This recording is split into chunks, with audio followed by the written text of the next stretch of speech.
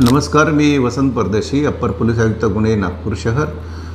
आणखी एक लोकांना फसवण्याचं आणखी एक वेगळे स्टाईल अशी आहे ह्या गुन्हेगारांची की बऱ्याच वेळा यंग मुलं जी आहेत ते चुकीच्या वेबसाईटवर जातात आणि तिथं ॲड्सवर क्लिक करायला लागतात।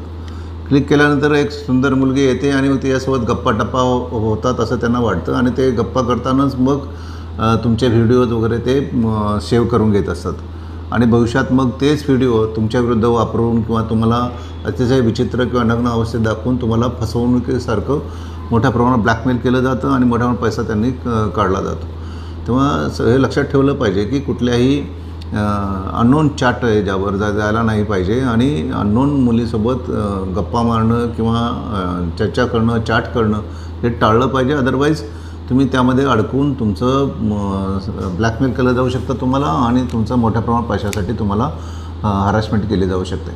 तेव्हा अशा गोष्टी आपण टाळल्या पाहिजेत। अशा चुकीच्या वेबसाईटवर जाणं टाळलं पाहिजे। ते आपल्या आयुष्याचं नुकसान करू शकतं, आपलं आर्थिक नुकसानही करू शकतं। तेव्हा सर्वांनी यापासून दूर राहिलं पाहिजे। सावधान राहा, सतर्क राहा।